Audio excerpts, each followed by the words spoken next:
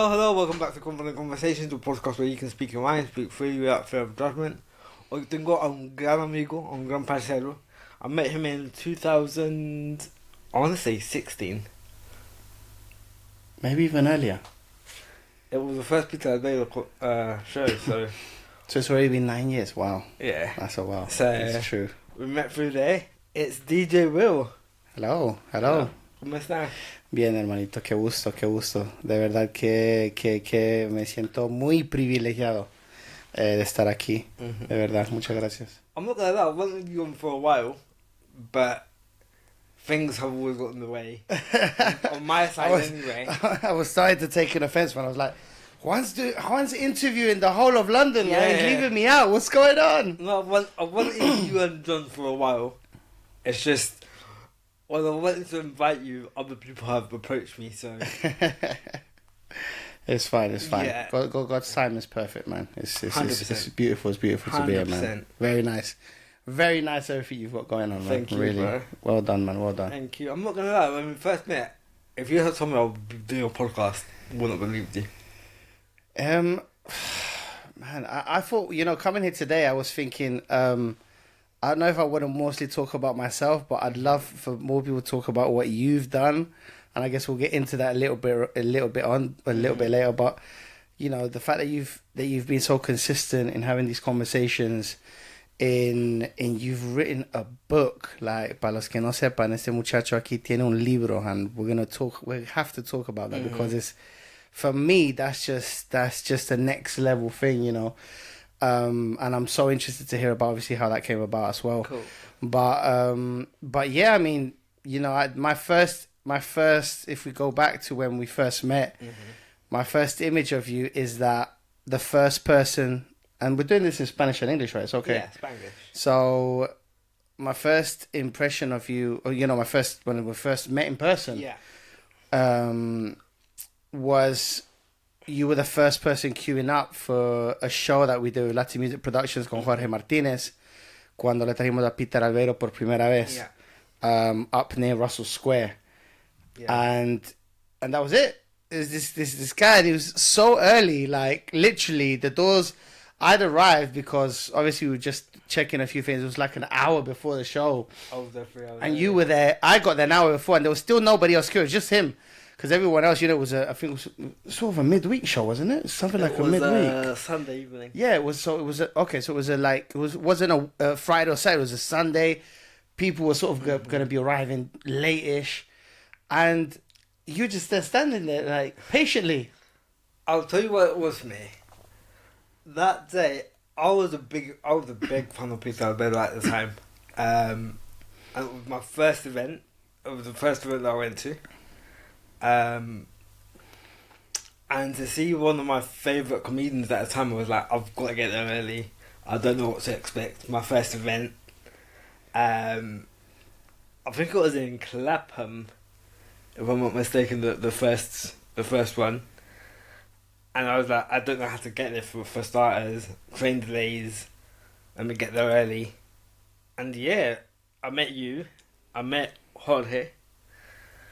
And yeah, I think from there we just sort of built a connection. Loved the show. I'm not a bigger fan of Peter Albero anymore. There's other comedians now. But yeah, I think that was my first sort of community outing, digamos. Okay, yeah. My first community experience to be into the Latinos. Okay, it was a great evening. It was a great evening. How did we? When I look back on sort of when we met, when we sort of you knew of me. I think that would have been the second time, where you invited me. You invite me for free. Yep. And I had already bought a second. I had already bought a ticket. Yeah. Because I didn't know that was going to happen, and I was able to give it to my dad. Correct me if I'm wrong, but this was because of the radio, right? Did we, en ese entonces, did you used to listen to Aculco Radio when I was on Aculco before? I think so. I've heard of Aculco Radio. Yeah. It's... Because then that takes me back, because for me, your memory's probably better than mine, but obviously, how is it we connected? See, I'm taking you back as well. You are. Because I'm trying. Because for me, like I said, my first is meeting you at the queue. But obviously, we'd met before. We'd spoken before. Ya nos habíamos hablado antes. Had we? Yeah, we'd spoken before, but not extensively. It might have been through Acapulco then. Because I used to listen to you on Acapulco Radio. Mm-hmm. And I think I followed Acapulco Radio, and I sort of just used to message them here and there. Because we gave the tickets out. I think it's linked up along those lines. It's linked up along those lines. But I think from there it was obviously, I've always felt a support from you ever since when I've been back on the radio. Yeah. You follow me on social media. And it's incredible, bro. De verdad que increíble that it's 9 years now since then. So I think for me is I've always seen you as an authentic guy, and I think with you yourself, es una persona calmada. Like, I don't see you in any scandals, like in any of that sort of side of the Latin community.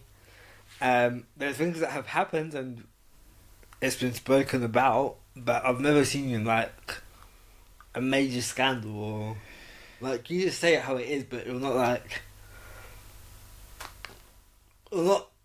fussing or fighting. Or... I try not to. I mean, I think things happen within our community, and a lot's been said. There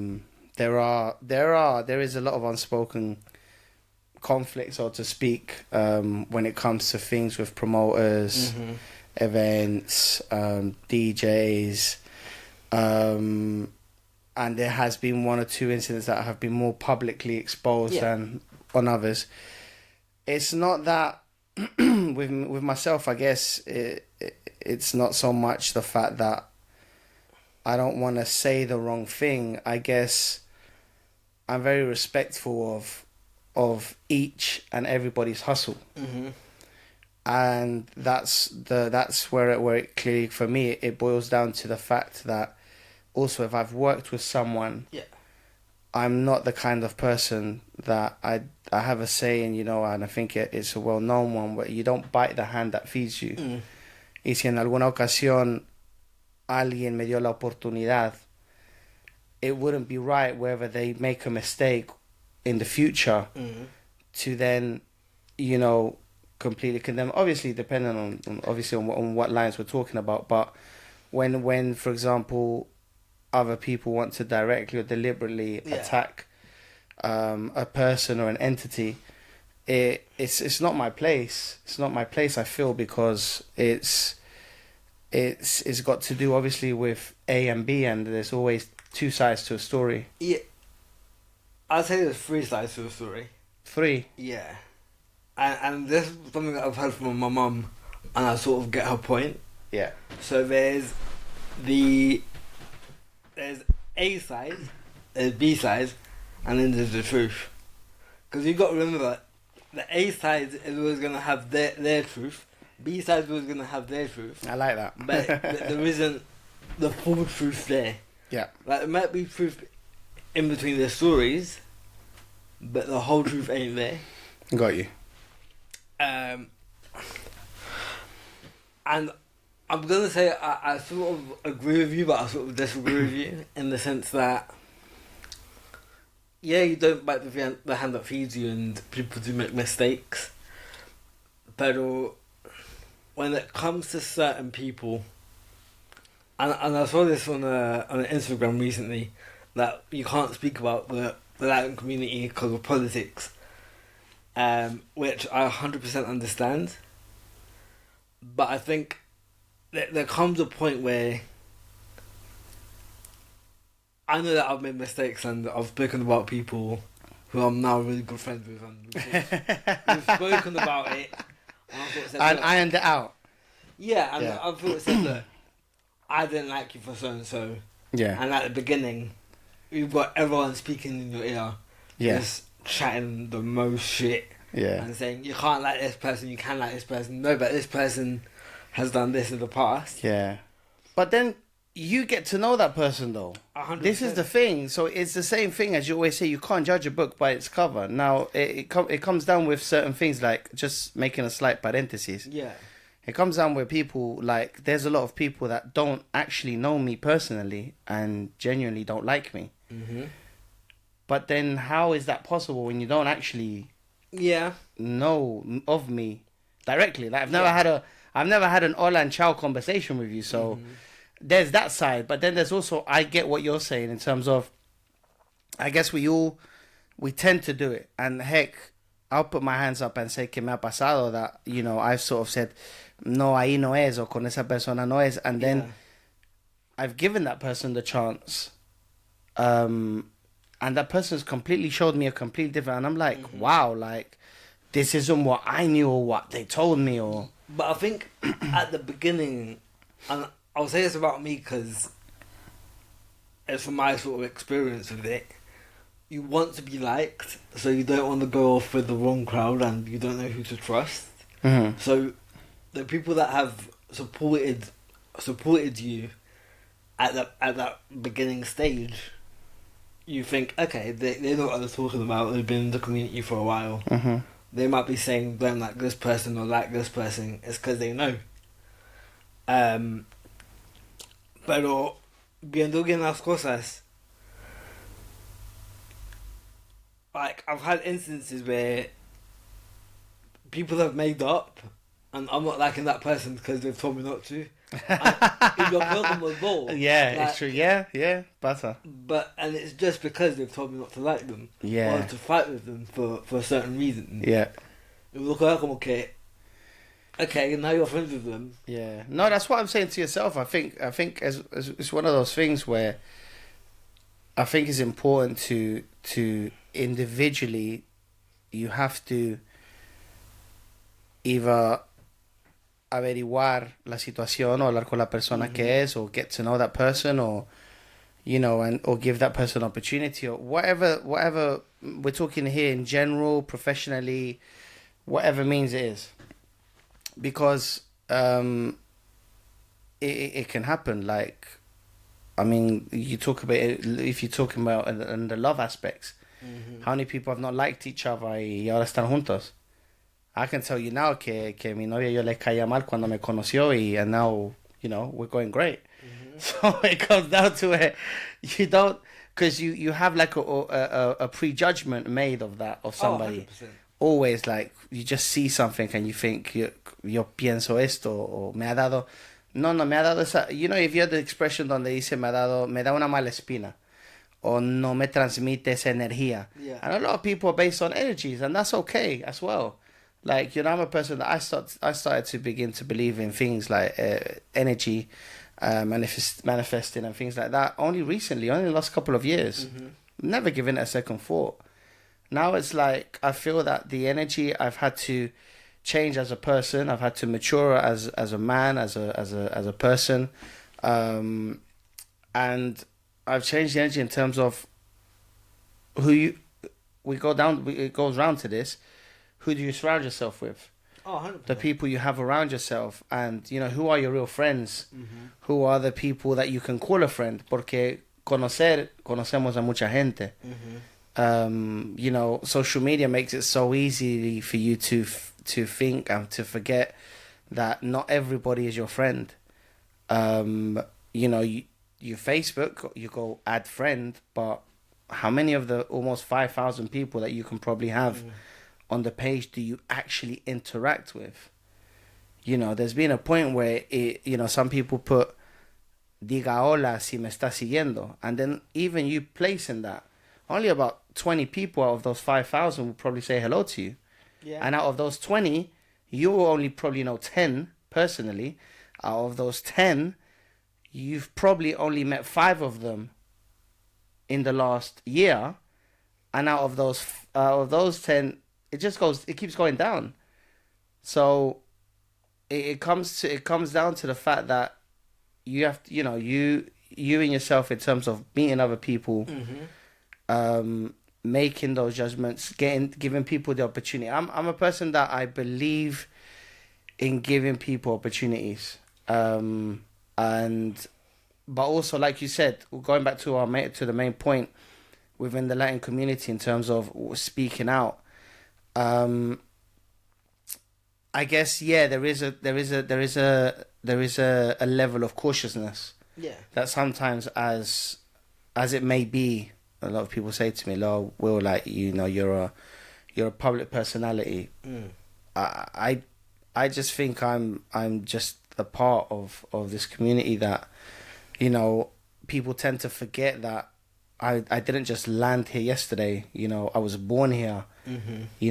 Over 4 decades ago. Yeah. So it's a long time. I've seen the community transform from where we didn't have any shops or any restaurants. Our Latin temple was the dusty pitches of Clapham Common on a Sunday with a radio and la venta de café y empanadas, and that was it. So we didn't have everything we have now. We didn't have this technology that we have now. So it is a level of perhaps cautiousness in terms of, sometimes you feel like, you don't want to upset other people. But I feel, touching on this point, it's coming out that with these sort of conversations and with podcasts and technology and funnily enough, this week I'm with yourself, next week I'm with another group doing another podcast. Why not? Like, the question is, why not? If we feel there is something wrong or there is a subject, why can't we talk about it without the rest getting so upset? Because if there's something that we feel that it needs to be talked about, whatever level it is, a controversy, I don't know, between events, clubs, non-payments, I don't know, all kinds of things that can arise. Why not say it? But people seem to get easily offended, and I guess it comes down to that. I think they feel attacked, and the thing is, I always say on my podcast, I'm not attacking certain individuals. Yeah. But as a whole, with one individual I'll always attack, and it's because he did me wrong. And I've said his name on multiple podcasts, and that's Luch and Jose Luis. That's the only 2 people that I've really ever mentioned on the podcast. But what I'm seeing is, after the pandemic, podcasts sort of died down, and now they're starting back up, which I'm really happy about. There's quite a lot, Yeah. And something that I've said in the past was, I've seen podcasts sort of try it out and then move on to other things without actually really giving it a go. And I didn't say that to offend, but it was just like an observation that I saw. I don't know if anyone got offended. It wasn't my intention if we did. But something that I'm trying to do more of is speak my truth rather than be like, okay, I don't want to hurt this person's feelings, or I don't want to. I think it's great. I think it's fine. I think if you like, I don't. The only thing I would say is this. Yeah. If you've tried, because I think trying is important first. Oh yeah. To, como se dice en español, limar asperezas con esa persona. They did you wrong. Yeah. If there's a way, then yes. If there isn't a way, and there's been a trend, and unfortunately with one of the people you mentioned, there's been an extensive trend. Yeah. It's just, it makes it a little bit more difficult, which I understand. But the issue with that is, I don't mention him to give him that sort of clout or that sort of attention. It's more of to make people aware of who he is and what he has done. Mm-hmm. So people might be thinking, oh, Juan's speaking about so-and-so again. Yeah. But I'm trying to reduce that, but also just give you that information so people don't make that mistake again. Yeah, because, I mean, that's the same. But this is the thing. I think I wouldn't sort of take it, and even when you speak out against somebody that's done someone else wrong, I mean... Yeah. look, it happens all over the place. It happens Oh, in 100%. businesses. It happens on a daily basis. You know, people either take what's not theirs, or they provide a service that it's not Real. it's not real, or they just don't provide a service which they offered you that they were going to do. It's more of raising awareness. I guess Oh, that's 100%. that's the bottom line. It'll be more raising awareness of what's been happening. But I feel, touching on this point, I do wish that it was more of a question. If somebody has an experience and they're not happy with it, whatever it is, a night out, a service at a restaurant, and you want to talk about it, why not? Like, this is what these platforms are for. I mean, it brings me back to when, for example, I was on the radio. And obviously, for me, radio's been a huge part of my life. Y siempre me ha encantado hacerlo. But the radio has always been for that. You can just speak your mind. It's what it's there for. But here, what I notice within our communities, because I guess a lot of people know each other, and it feels like Londres es tan grande, pero la comunidad se siente como que es más reducida. Yeah. And that we're connected so much that you can just... It's a tight-knit community. Yeah, in that sense. And what that means is that, for example, if you go to somewhere like, I don't know, America. And in America, every state feels like it's a different country. Mm-hmm. It's so huge and so far apart. And there are TV channels, magazines. Obviously, we're talking about the Latin community being in their millions. It's a completely different comparison to us here. Mm-hmm. But over there, they wreck each other. Like, they really go in, on each other and on what's happening. Here, we sometimes see it as though we're just attacking each other and then it's all wrong. But it might be better to try and change the narrative and say, okay, we feel this way, but what can be done? So perhaps my message would be, what, can we improve? Can that person improve? Can they make up? Can they get along? Can they do this? I'm just more of, when it comes down to myself, bro, and that's perhaps where I don't want it to be confused, because it has been told, like, Will, you should speak out about this. And I'm like, but that has nothing to do with me. However, but it can affect this. I'm like, okay, I can have an opinion on it. But if you're looking for me to gang up on somebody, I'm not that. I try not to do that, not because I don't want to finish affecting that other person, but I genuinely feel that if I'd come to you first of all and say, dude, have you tried like speaking? Mm-hmm. And then if you say to me, well, I've tried sorting this issue out, but the other person hasn't wanted to, then I'd come back and say, okay, then go in. I'd be like, all right, go in. Yeah. Because that's it. If you've exercised a certain amount of time and effort to try and fix it, then, go in. But I guess my bottom line message always is that I try and use, especially my social media, bro, in terms of same as you, uplifting, positive. Yeah. I guess sometimes people get a bit confused between not understanding that there are two factors to me. First of all, there's the DJ Will side, and then there's the William side, which is just everyday me. I'm not. I sometimes feel that when I have to try and differentiate DJ Will, it's completely different, because right now here is, it's chilled out, it's relaxed. Me siento fenomenal estar así. And I do love chilling, basically. It's, I do come off as being that combo because it's what I do. I'm not a confrontational person. I'm not one to be trying picking fights or things that. However, obviously, I have my temper, I have my limits, I have my, everybody's patience has a limit. But then the DJ Will side of it is more of energy and crying out and sort of like really hyping it up, and and I always say like, that guy's different to. I'm like, that guy's a little bit different. But people sometimes confuse, and they just, for them, you're just DJ Will constantly. Mm-hmm. So you always have to be on.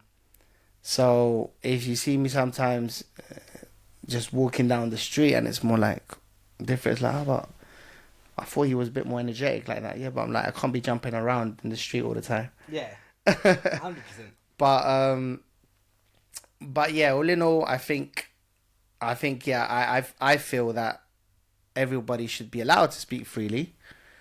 Everybody is entitled to an opinion, and everybody's opinion is valid. Oh yeah, everybody's, 100%. Whether it's right, wrong.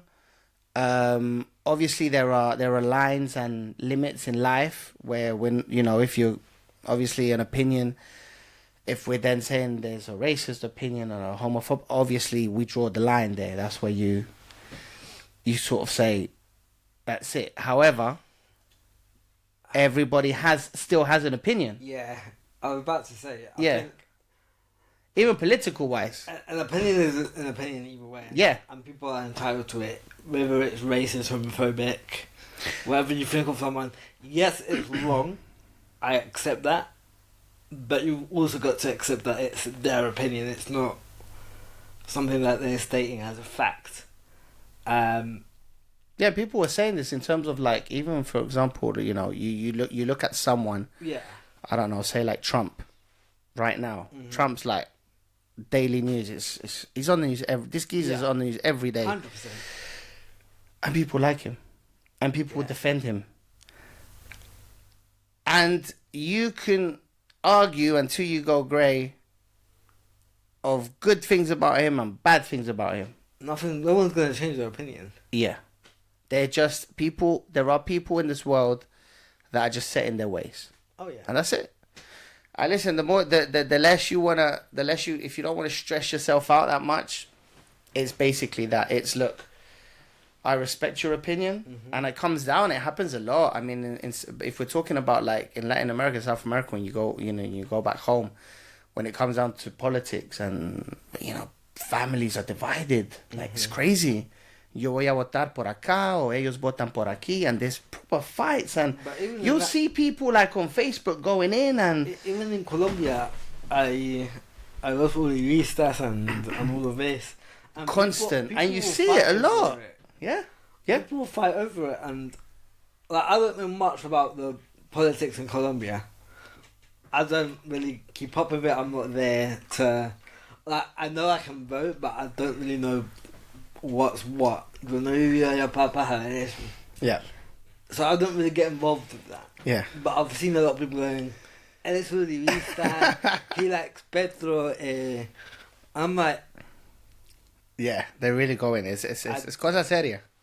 I don't know what to opinionate on because I don't know about the politics. Es cosa seria. I've never lived there. But people dislike each other just for being uribista and... Yeah, let's stop talking to each other. We're like brothers and sisters that like will literally stop talking to each other. It's quite intense. It's quite intense. Yeah. Yeah. It is quite intense. Yeah, but going back to the original thing, yeah, I think with the Peter Abreu stuff that we were on before we went on this tangent, yeah, that's how we met. We met through Peter Abreu. Yeah. Second event was amazing because my dad got to meet Peter Abreu. He was over the moon with that. But yeah, it's been 9 years now. You've been on a journey yourself. Like it's quite incredible. Because obviously, this is, like I said, this is great stuff what you do. But I'm gonna ask you now. Yeah. About the book. Okay. You have a book. Like, for me, it's, anybody just doesn't write a book, but you have a book out, which is available on Amazon. It is available on Kindle. Yeah. How did this come about? So the first book I ever wrote was in 2016. I was at uni, Advice from the Heart, and that book, como le digo, I had a lot of struggles up until that point where I felt very alone. I felt very judged. I didn't know how to deal with my condition. That was a big struggle for me, and I was like, you know what? Let me try and write a book, see what I can do with it, and just answer some questions that people might have, and give advice on a day-to-day life. And I really fell in love with writing at that point. I think it took me like 4 or 5 weeks, that book in particular, because I did it really quickly, and I was doing it for 5-6 hours a night whilst at uni.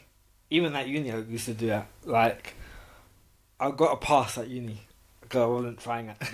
By the end of it, I wasn't trying. I was focusing on my book. And then I started writing blogs in 2018, 19. I think I sent it to Melina. I don't know if you know Melina. Yep. And I sort of got her opinion on it, and she was like, "This is really good. Like, this is really powerful. You should keep on writing." So I did that, and then when I started my actual journey in 2020, I had so many experiences. Like, I met Joanne, I met Laura. I went through boxing, I went through life coaching, I went through so many powerful things that I was like, let me get back into writing and see what it feels like, see if I still have that passion for it. So that second book, Grow Through Stop Clocks, it took me a while just because I had a lot of mind blocks, and every time I want to write, it's like I don't know what to write. But I still had that passion for it. But I didn't force myself to do it. Mm-hmm. I didn't force myself to be like, I've got to write this book by a certain time. I've got to do this. I just sort of wrote when I had that feeling I had to write. And yeah, it was like a 2-year journey over the past 5 years, and the outcome of that book was I'm really proud of it, because a lot of people gave me some positive feedback. After the book was out, I saw some mistakes from my dyslexia, but I'm really proud of how that book came out more than the first one, 100%. Mm-hmm. How long's the book? How long is it? It's quite long. I think it's 80. I've seen a copy of it. It's thick, and I'll apologize because I had said I want to read the book, and I will read it, and hopefully next time we meet again, I will have gone through it. But how does just so people know, how does the process work? Like, lo escribes, alguien te lo escribe, lo haces tú, computadora, like, vas escribiendo por páginas, you do it by pages, like, how does it? So for me, with that book, I wrote it in such a weird way, but I enjoyed it. So I sort of said, okay, let me do it in chapters and go, this is what I want to talk about. And I kept on writing. Like, all the chapters that I could remember, I sort of done that. So, working with the Latin community, being scammed, working with Joanne, working with Laura. So all of that I knew I had to sort of talk about, because they were like powerful experiences for me. But there's no right way to write a book. So as I'm writing, I'm like, oh, actually, I'm not happy with the title, because it became something else. Okay. So I'd quickly change the title and be like, okay, let me carry on writing about this and moving things around. Yeah. And just to clarify, the book's about your growth, isn't it? It's your experiences in these last few years. It's about how I started during the pandemic. Okay. And sort of where I ended in 2024, beginning of 2025. So it does speak about Lucha a little bit. It speaks about you a little bit. See, I gotta read this. 100%. It speaks about the start of the podcast, the boxing, and it's just about how that initial stage of me starting my journey in 2020 got me to where I am. So it all links into how much you can do when you actually try. Wow. And so you've got this either on the files, on computer and everything, and then you give it to who? You got a publisher, you've got... Who does the whole framework of the book? How did you even know where to go from writing to, okay, I've got all this. Yeah. Where am I going next? So I was actually looking for a publisher for 2 years because, number one, my first book cost me about $2,000, and it's little. It's literally. I was gonna say like that's 20 pages. That's probably like the next thing. Like, yeah, how much did it cost you? That's about $2,000. If we can ask. And then a page came up on Instagram who did it considerably cheap. And I was like, oh, okay, let me give them a go, see what happens. My first mistake was not looking on Trustpilot. that was my first mistake. But no, it was very authentic. Had a good conversation with them. They did rush me on a couple of payments, which I wasn't happy with. Mm-hmm. But the whole process was very good. Every week or two, they send me, like, I sent them the whole book, and every week or two, they'd send me like a chapter, proofread, edited, with them fixing it as well. I designed the front cover. Okay. That front cover was sort of my idea, and it was sort of like an AI suggestion, but I sort of tried to design it to my liking. Yeah. And I sort of said, this is the design that I want, and they sort of just fixed up a little bit. But yeah, they sort of just pop up on Instagram, and from there, I was like, how much did I pay? $250. Okay. So from $2,000 to $250. Wow. I would rather pay $250. But what about in terms of like printing the books? That's different. That's another cost, I'm guessing. Nah, that was included with the package. Wow. So Okay. I think it is when people buy the book, they'll print out the book rather than bulk it up. Ah, Yeah, okay. I think that's the way they do it. I'm not 100% sure on that though. All right. Have you seen any sort of income from that? Some comes in. Not much, but I never really did it to make money off it. Mm-hmm. I did it because I enjoyed it. Same with the podcast. I do it because I enjoy it. And just knowing it's out there and people can access it. I'm going to push for this because 100% I want people to really like download the book. You can get it on Kindle. It's less than £8. Like, you cost you more. McDonald's cost you probably more these days, but I just find it fascinating, bro. I just, for me, it's to have that patience and to constantly write across a period of almost 2 years. Like, it takes a lot. Like, you have to look back on that and think, you know what, it's pretty good. And I can imagine how it must have felt when you had the book in your hands. You know what? Like, to know, okay, Joe hice esto. Like, this is me. Like, this is me. Son mis pensamientos. It's my emotions. It's my efforts, my energy. It's there. Like, encrusted in this. You know what? The photo of like that on my Instagram, I did that within. I took a couple of photos just to see which one I like the most. I don't know if my parents know I wrote in the book. Actually, I'm not gonna lie to you. But it reached in Colombia where people were like, "Juan, we want the book," so I'm gonna take a few in December. Awesome.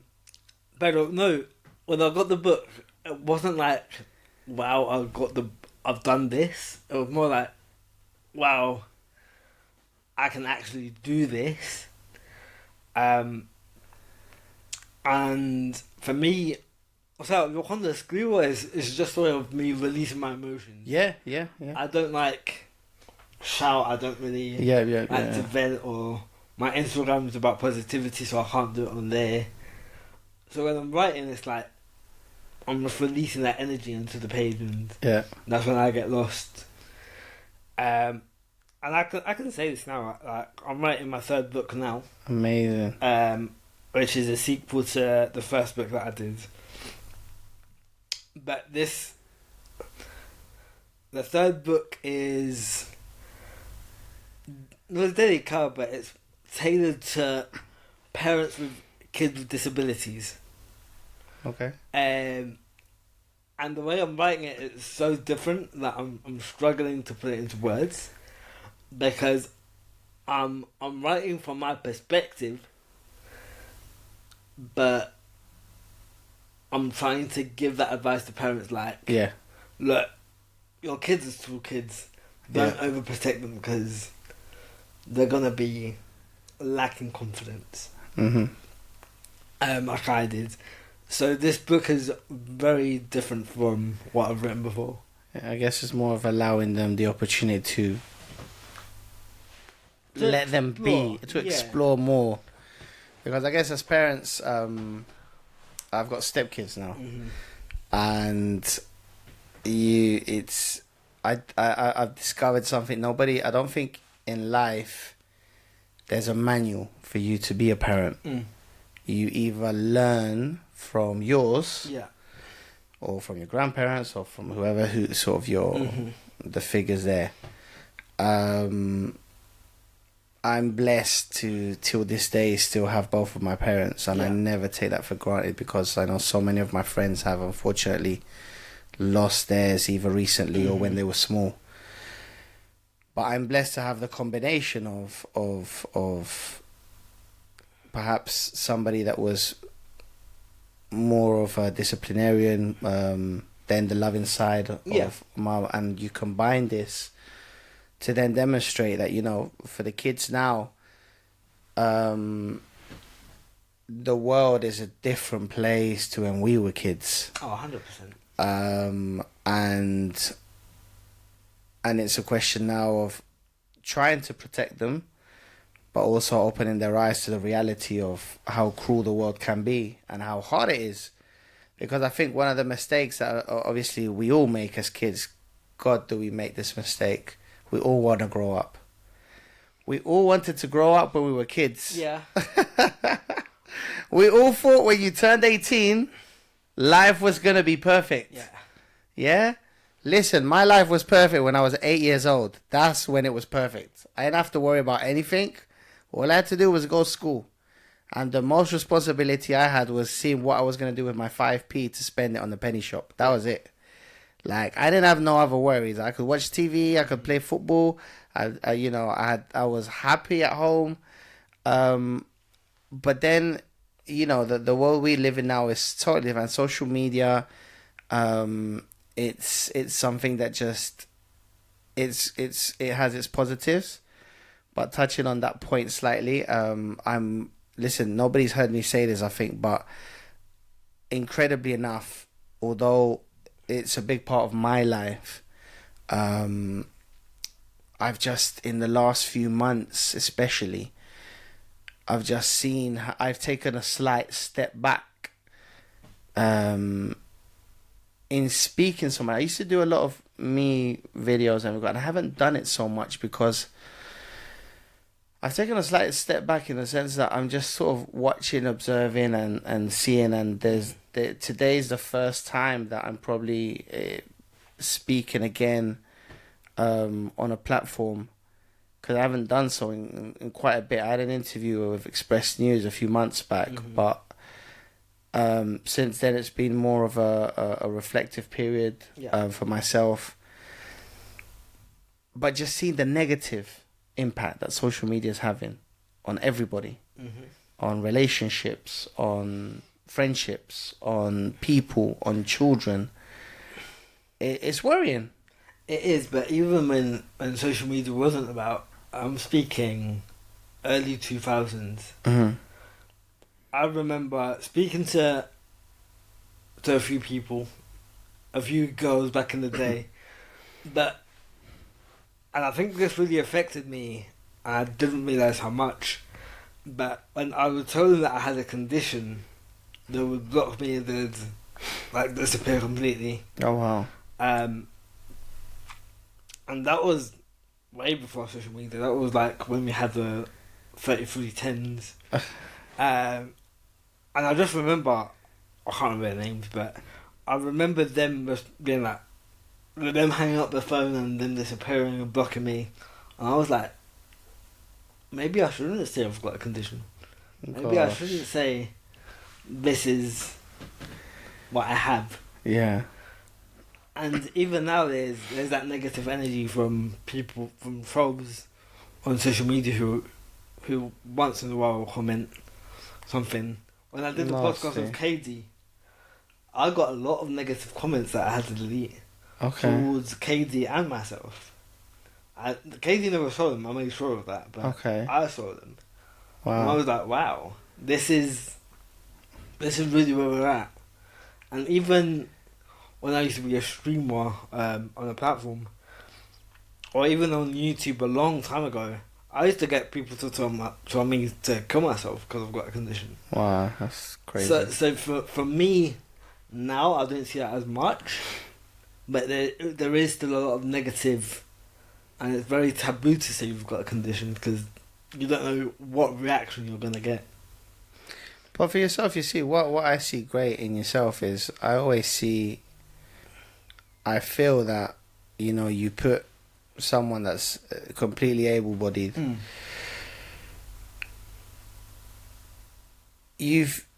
what you're accomplishing, people won't do on a daily basis. Do you see what I'm saying? It's like myself, I ain't even gonna lie to you, I'd love to do this every day and every week, but my procrastination levels are immense. My ADHD doesn't allow me sometimes to finish what I begin. And to see how you do it, and I've seen other people that have continued to be consistent with podcasts. I think one of the people that I admire as well has been doing it for years, and she started back doing it in pandemic as well as Erica. I mean, Erica's been doing it for such a long time as well, and okay, there'll be weeks where she's unable, but she's a mum and she's got responsibilities and she's a dance instructor and she's got her other work, but I look at you guys and I think, geez, like, it's admirable. And I genuinely say this, that you are the kind of people that I take inspiration from, and I wish I was able to sometimes be able to do that. But obviously, perhaps my energy is concentrated on other things. But it's just, when somebody has some sort of disability and still strives to do more, it's worth so much. And I think a lot of people think, oh yeah, you just say that because you feel. It's not about feeling sorry for. No, I mean, since I've met you, I think from day one, I've said to you, there's always a mutual love and respect. I don't see you any different to myself or to anybody else at all. It's like, bro, how many times have I invited you to party with me? 100%. Do you know what I mean? So it's a question of always respect, of always showing the admiration when it's there and it's warranted. And it's a beautiful thing. I think, like I said, it's what you've done, mate, and to be able to now be on to your third book is, for me, it blows my mind. I'm telling you, it blows my mind completely. And it's such, your energy as well towards everybody else is quite genuine. You're always bigging up the players within the Latin community, the people that are doing things, los emprendedores, las emprendedoras, small businesses, you know. But you know what it is for me? It's... I'm not trying to disrespect my parents, but growing up with a condition, most of my dreams weren't realistic. So being a footballer, being a basketball player, and the Paralympics and the people who, had the disabilities, they weren't really spoken about. So we didn't know about disabled football, disabled basketball, and no one would really speak about that part of it. And even with being a police officer, people will go, yeah, but what are you going to do? You can't really chase after a criminal. You've got a condition. You're going to lose it. However, from that state of things, I knew my parents supported me, but they were just like, you'll get over it. And I can see it now. Okay. Like before, I'd be like, yeah, I can do it. But now I'm like, yeah. More realistic. It wasn't as realistic. Yeah. So for me, not having that genuine support from them, and they do support me, by the way, it's not emotional, but like not having that, I can give to someone else and be like, you can do it. Like, yeah, I'm supporting because I didn't have that support. Yeah, and that's something that I've always said. One person that can support you, or one person that believes in you, makes a whole load of difference. Yeah. So with the box and with the podcast, with me doing my IG lives, my parents were always in the know about it, and they always... My dad used to actually go in the podcast sometimes and just sort of watch from the sides. And I'd be like, my dad's in the live. So they've always been in the know, but now they're sort of seeing, he's got passion for this. He's actually going for it. Yeah.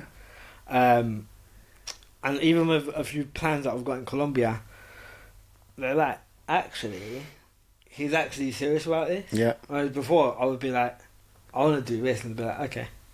Yeah, I hear you. Yeah. But I'm not doing much about it now. Completely different game. Now you're organised, you're moving forward. And I think also, I mean, here's a shout out for, I think, every other podcaster or everyone else doing this. I think these are great platforms and great opportunities to just have these conversations and also for people to really take some time out. I mean, it's not a lot. It might be just an hour, but you can watch this or listen to this when you're cooking, when you're tidying the living room, or when you're waking up in the morning, or if you're on your way to work at night, or on your way home.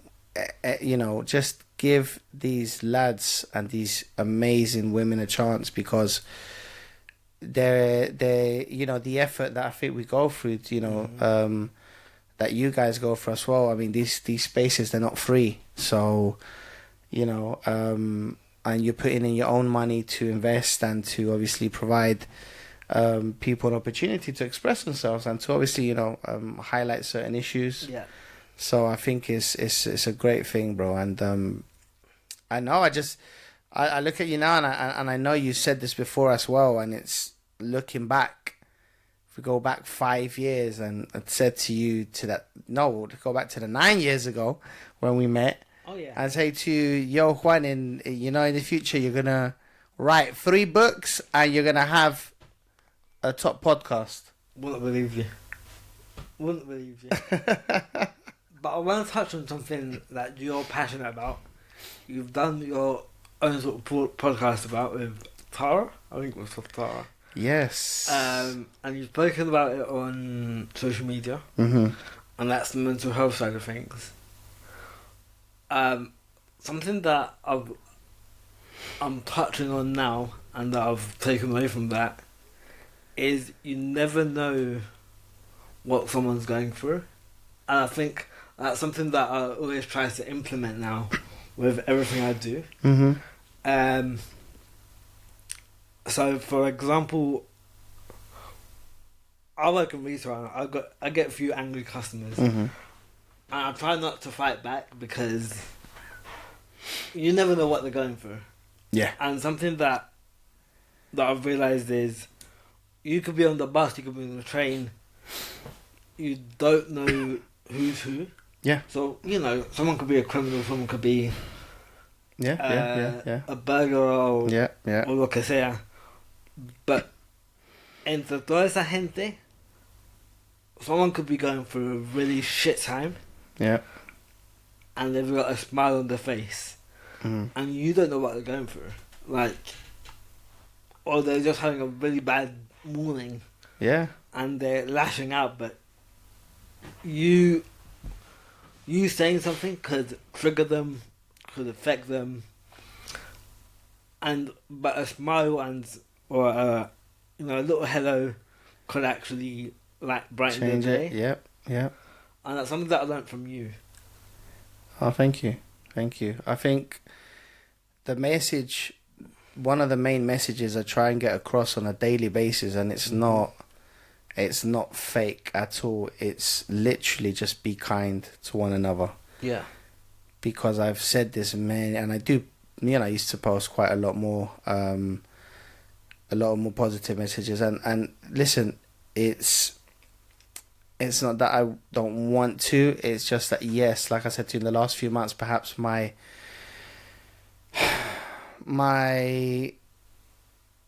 vision or my opinion on social media has gone a little bit down, and my energy is focused now on my family, on my relationship, on the kids. Some people know, some people don't.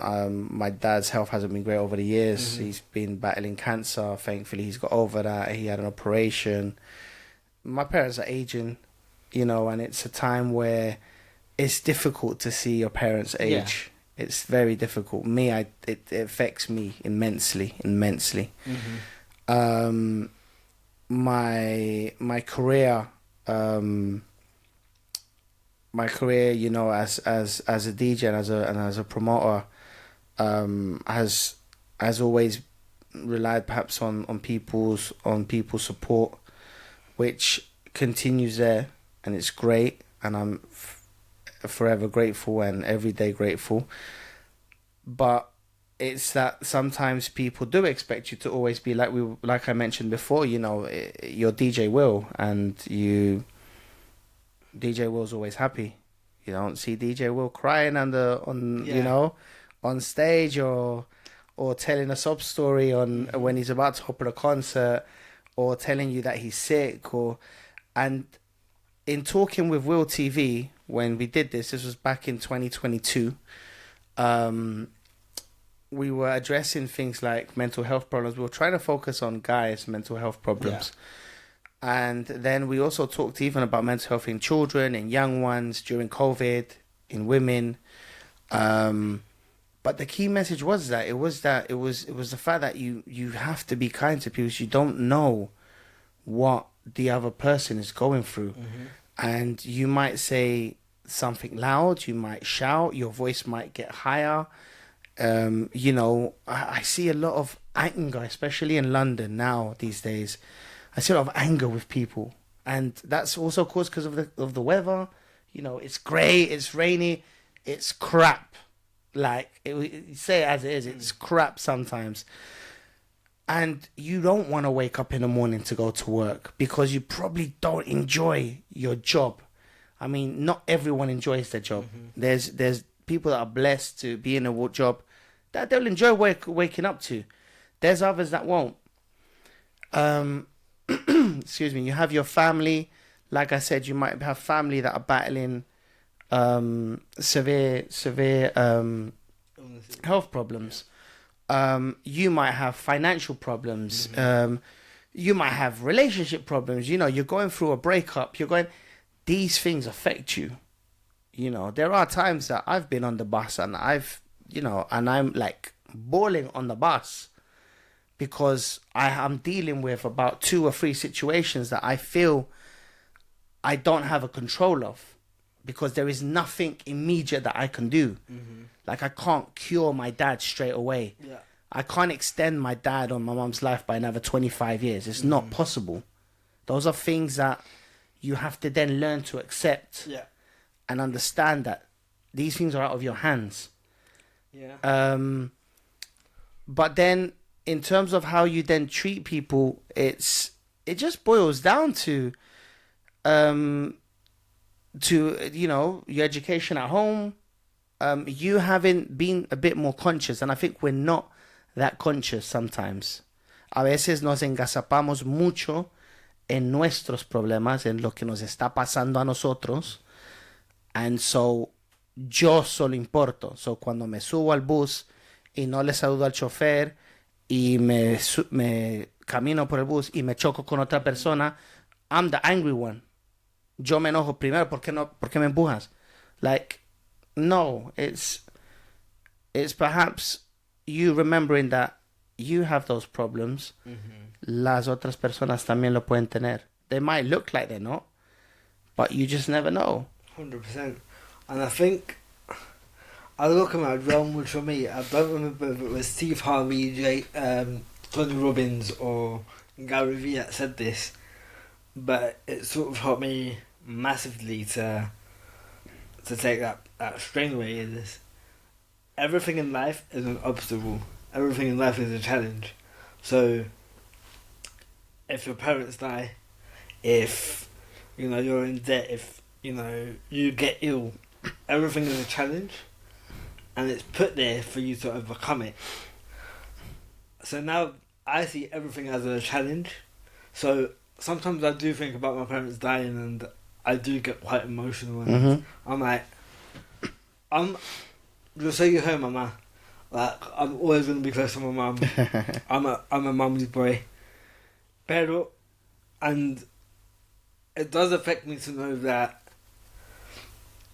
one day she won't be there, and I do sort of think about that, and I do get upset. Like, how am I gonna deal with her not being there? Yeah. Pero también sé que it's something that I'm gonna have to overcome. Something that it is gonna be a challenge. Yeah. And as much as I'm not looking forward to it, I know that I can overcome it because of the love and strength and support that she's given me. So yeah, I think from what they said was everything in life is a challenge, and it's put there for you to overcome it. And I think that's helped me massively to understand where I'm at, why things happen. And even yourself, because obviously, you live with a condition that you constantly have, Oh yeah. I think when you're in your position, your biggest battle is mentally. The biggest battles you have is mentally, not just yourself. I think in general, but you even more so because you have to say to us, I can do this, I can do that. But this is my case in point. This is why it's so admirable when you're doing things and you get over that line. It's like, gosh, like, you have to give yourself that pat on the back. I think there's times where I do doubt myself, and I'll tell you a quick story. When I come here to the studio, there is a lift, but I don't use it. I don't know how to use it. I was going to ask you how you get up all those stairs, because let me tell you something. There are 4 floors to walk up here. I'll walk it. Y yo ya llegué con la lengua afuera when I got up here, so... I'll walk it. I'll walk these stairs. I've done the walkie-talkie tower. Oh, gosh. Guess on, I think it's 796. Yeah, that's a lot. 796 steps. I did that in 25 minutes. I do it at a gym on the Stairmaster. And I think at the beginning it is a mental thing of, can I do it? Or Mate, you go to the gym more than I do, so listen, that's already enough said, because... And like next year I want to do my first 5k. Like, oh, amazing. I started training this year. I sort of stopped because of work. But right now I'm sort of going to go back into that focus mode of... No, actually, in January I'll start training again. Porque en diciembre... Se va a comer mucho. Yeah. So in January I'll start training for that again. I think I can do a reasonable time, but my sister just did a half marathon, and she did it in 2 hours 5, which I'm really proud of her. Wicked. For. And yeah, I think seeing her run on a daily basis has motivated me to try and do a 5k, 10k, I think it's wicked, bro. I think everything you're doing is amazing, man. Honestly. But yeah, I think everything is just a mental game of, can I do it? Should I do it? Is it safe to do it? Yeah. Like, but in the book still, right? I want to actually have a fight, but doctors. But my point is this: a lot of people have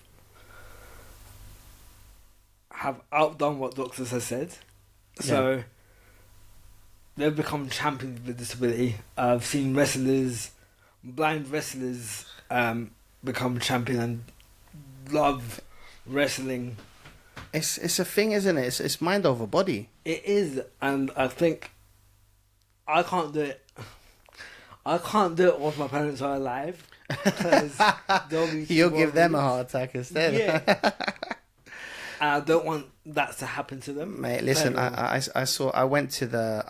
had the Olympics here, if you remember, in London. And the majority of tickets that I got were for the Paralympics. Amazing. Like, it was one of the best experiences of my life to see just real, people with real limitations. Look at people with one arm or just one leg or just the strength, to have their strength on their upper body.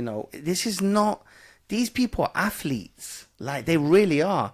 I mean, who would have thought you'd ever think about something like blind football? Blind football. I'm telling you, it's one of the most incredible things to watch. It's not that the ball was... These guys were touching the balls, one-touch football, running down the wings, big pitch. Things they were doing, I think it was like 6-7 asides, and scoring some crackers. And I'm thinking, are you nuts? Like, there's no way. And they tried this. It was funny enough. They've tried this. A team of professional footballers, played against the blind Olympic team. They got thrashed. Absolutely thrashed. Because it's not the easiest thing to do in the world. So, for me, that experience, going back to was just, like I said, it was just such an eye-opener. Y desde ese día yo siempre he llegado a pensar que, listen, anything you set your mind to is possible. Anything. You will know your body. You will know what you can take. You know how far you can take it. And it's just, there isn't a limitation. Y por eso te digo, for me, but sometimes someone like me, porque yo puedo ser able body, pero a lo mejor la pereza me gana, la vagancia me gana, I don't have the consistency, I don't have the discipline. And I think it comes down to that. And I pray to God every day to just give me and allow me to be a little bit more disciplined, especially when it comes to things like going to the gym, or finishing something. If there's a project in mind, go for it, be disciplined about it. And people might ask me, you've done this in your career, but if I'd been more disciplined in the last decade, who knows where else or what else I could have done. There's no point in sort of looking back on that now, but there is that question. But I would, I genuinely think that that's one of the things that is key. Just being consistent and disciplined in whatever you sort of try and do. Yeah, and just to end the podcast now with the last little message. I remember a long time ago. I can't remember when it was now. I got told by alguien nacido Contreras, you've got legs, you've got arms, you've got mobility. Why the fuck are you complaining? You've got your health. Like, there's a lot of people who don't have their limbs. Yes. And who are worse off than you. Why the fuck are you complaining? Yeah. Like, you're able to move. Like, a lot of people would love to be in your position. Yeah. And you're moaning about so and so. And I think that's what people don't understand. Yeah. You're in a great position. Yeah, I think 100%. I think it's important for people to look at themselves, and for each of us to look inside and just say, look, there's always someone else that is worse off than you. And if they are accomplishing certain things, you can too. Yeah. And that's why, bro, I want to thank you for having me on here. Yeah. It's been a pleasure. Con mucho De verdad, cariño. muy privilegiado, hermano. And I really say this from the bottom of my heart. I've been looking forward to this for ages. 100%. Gracias. Que Dios me lo bendiga. Siga adelante and just keep going, bro. And por favor, apóyenlo a este muchacho and read his book. I'm going to make a commitment to read the book, get the book. Did I not send you a copy? You didn't send me a copy, I think. Did I not? No. I sent you a copy. No, let me get it, man. We got to download it off Kindle. we'll get it off Kindle or just purchase it on Amazon. But thank you so much, bro. De verdad, muchas gracias. Bro. Really appreciate it. Any links you want to... Just, Instagram at DJ Will UK. To be honest with you, that's the main one. We still obviously have Saban Entertainment UK, which is my branding for different events. We're still going till the end of November. December there'll probably be an extensive break to the new year, but we keep going. Definitely. Thank you, bro. All right, thank you, brother. Appreciate it. Igualmente. Thank you.